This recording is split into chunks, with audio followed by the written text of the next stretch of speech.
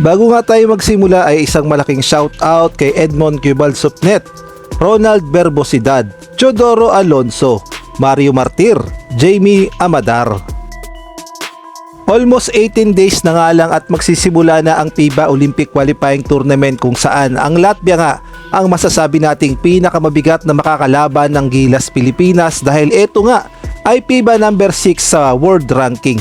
Ngunit mukhang may bad news dito nga sa Latvia, partikular na sa kanilang sentro na si Kristaps Porzingis na alam naman nating lahat na naglalaro sa NBA sa kanyang kupunan na Boston Celtics. Ayon kasi sa mga report ay mukhang malala ang naging injury ni Kristaps Porzingis at usap-usapan nga siya ngayon sa NBA. At kung atin ngang babalikan ay nakapaglaro na si Kristaps Porzingis nung Game 1 kontra nga sa Dallas Maverick at napakaganda nga ng kanyang ipinakitang performance. At siya pa nga ang naging best player of the game dahil napakaganda nga at napakalaki nga ng naitulong ni Kristaps Porzingis sa kanyang pagmabalik. At siya nga ay kumamada ng 20 points at 3 blocks. At pagpasok naman ng Game 2 sa NBA Finals ay nakapaglaro pa rin si Kristaps Porzingis at maganda pa rin ang kanyang ipinapakitang performance. Kaya nga lang may pangyayaring ganito. Na-injury na naman kasi si Kristaps Porzingis at makikita nga dito na natapilok siya at namimilipit siya sa sakit. Kaya naman nung Game 2 ay hindi na nga siya masyadong pinaglaro at pinagpahinga na lang muna ng Boston Celtics. Kaya naman nung Game 3 ay hindi na nga siya tuluyang nakapaglaro dahil nga sa natamo niyang injury nung Game 2. At ayon nga sa mga medical report ni Kristaps Porzingis ay mukhang malala ang kanyang naging injury nung Game 2 at tinatawag pa nga daw ito na rare injury sa kanyang legs.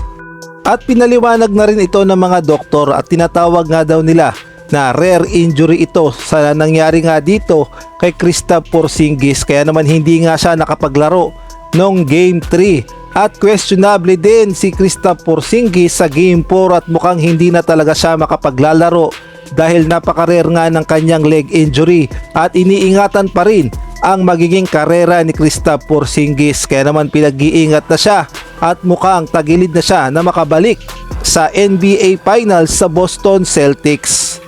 At mas lalong bad news din yan sa kanyang national team na Latvia dahil alam naman natin na nalalapit na nga ang Olympic Qualifying Tournament tapos si Kristaps Porzingis ay nakalista pa sa roster ng Latvia at isa rin siya sa inaasahan na magiging sentro ng team ng Latvia. Kaya lang ngayon ay mukhang tagilid na nga si Kristaps Porzingis dahil nagkaroon siya ng rare injury.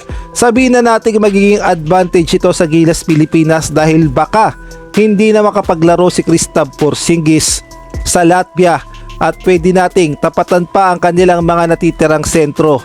At malaking bagay talaga na hindi makapaglaro si Kristaps Porzingis, ngunit bad news pa rin yan dahil nakasalalay nga dyan ang kanyang karera sa NBA.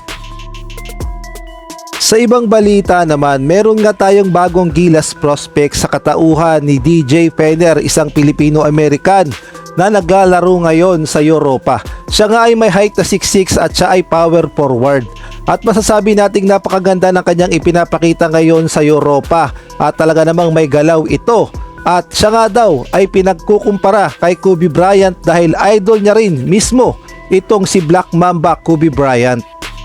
At ang good news nga ay kinuha din siya ng Strong Group Athletics upang kumatawan sa Pilipinas sa mangyayaring William Jones Cup sa July.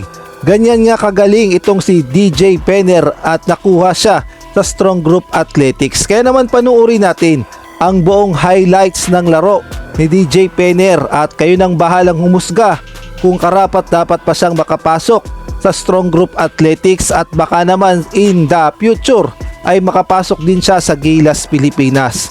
Si DJ Fener pala ay medyo may edad na dahil siya nga ay 30 anyos na.